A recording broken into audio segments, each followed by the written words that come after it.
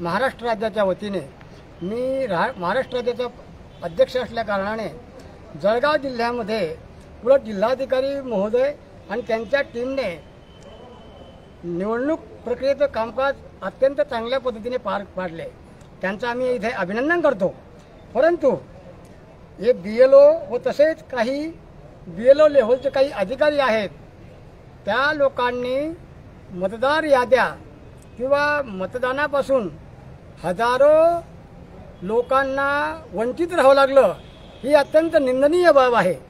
आज केवळ जळगाव जिल्ह्यामध्ये नसून हा BLOचा घोळ संपूर्ण राज्यामध्ये घोंघाळतो आहे आणि या अत्यंत गंभीर प्रश्नाकडे जे मतदान प्रणालीप्रमाणे किंवा आपल्या इलेक्शन आयोगाच्या आदेशानुसार जे जे काही कार्य करण्यासाठी अधिकार दिलेले आहेत किंवा आपल्याला कर्तव्य दक्षता पार पाडण्यासाठी नियमावली दिलेली आहे, ते BLO नावाच्या अधिकाऱ्यांनी काहीच केलेले नाही असे उघड सिद्ध झाले आहे।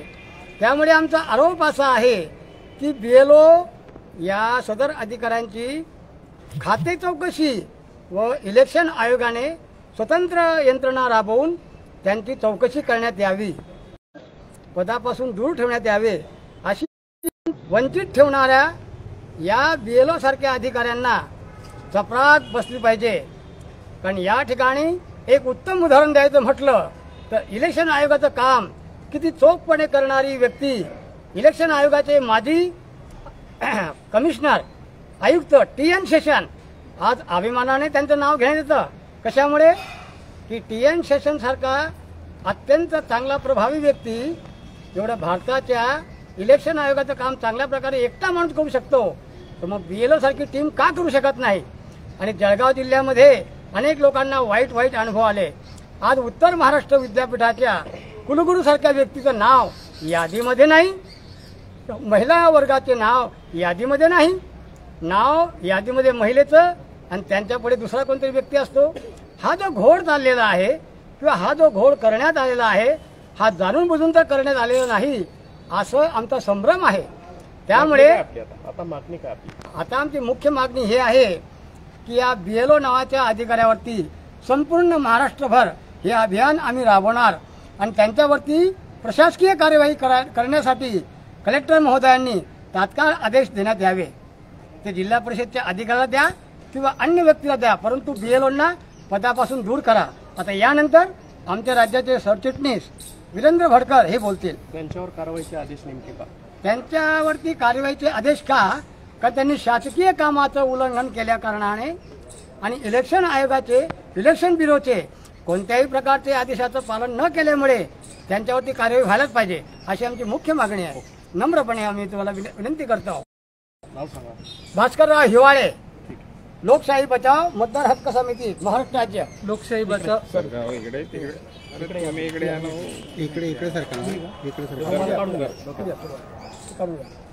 लोकशाही बचाव हक्क महाराष्ट्र राज्य लोकशाही बचाव महाराष्ट्र राज्य मतदार हक्क समितीच्या वतीने आम्ही पूर्ण महाराष्ट्रभर अशी मागणी करतो की बरेचसे जे मतदार खेड्यापाड्यातले वाडी वस्तीवरचे गल्ली मोहल्ल्यातले असतात त्यांनाही मतदान करण्याची इच्छा असते, परंतु जे BLO लेवलचे जे काही लोक आहेत त्यांनी जी वर्षभर जे काम करतात ते वर्ष 2 वर्ष त्यांना जे नेमलेलं असतं शासकीय किंवा निमशासकीय ते लोक असतात त्यांनी यादीचं अद्ययावत करताना त्यांनी दुर्लक्ष केलेलं आहे। त्यामुळे बऱ्याच मतदारांना नियमित मतदानापासून त्यांना वंचित राहावं लागलेलं आहे। तसे आमच्याकडे पुरावे आहे। एकंदरीत 300 ते 400 लोकांचा आम्ही इथं तक्रारींचा गठ्ठा दिलेला आहे। काही समजा एखाद्या महिलेचं नाव आहे तर त्या महिलेचं नाव जेव्हा EPIC कार्डावरून आपण टाकतो मतदार यादीमध्ये, तेव्हा त्या महिलेच्या नावाच्या ऐवजी तिथे दुसऱ्याच महिलेचं किंवा पुरुषाचं नाव निघालेलं आहे। असं तर यांनी याद्या ज्या बनवताना हलगर्जीपणा झाला किंवा त्या याद्या अद्ययावत झाल्या नाही, याचं जर ठोक उदाहरण द्यायचं झालं जळगाव जिल्ह्यामध्ये तर आमच्या कुलगुरू महोदयांना देखील मतदान करता आलं नाही। केवळ ह्या लोकांच्या हलगर्जीपणामुळे ह्या अशा घटना पूर्ण महाराष्ट्रभर घडत आहे आणि या पूर्ण घडू नये याच्यासाठी आम्ही पूर्ण महाराष्ट्रभर ही चळवळ राबवणार आहोत। कारण येणाऱ्या इलेक्शनमध्ये असं मतदार राजा हा मतदानापासून वंचित राहायला नको। कारण लोकप्रतिनिधी कायदा 1950 कलम 13B नुसार 2006 मध्ये आपण जी तरतूद केलेली आहे की BLO स्तरावर म्हणजे बूथ लेवल ऑफिसर असतात त्यांचं ते बूथ कंडक्ट करायचं काम हे त्यांचं असतं। ते त्यांनी बघितलं असतं तर आज एवढे मतदार हे मतदानापासून वंचित झाले नसते. तसं आम्ही जी तक्रारी आहेत त्या माननीय कलेक्टर साहेबांकडे आम्ही सुपूर्द केलेल्या आहे आणि इतरही माहिती आम्ही राज्य निवडणूक आयोगाकडे आम्ही सुपूर्द करणार आहोत, भेटणार आहोत. धन्यवाद.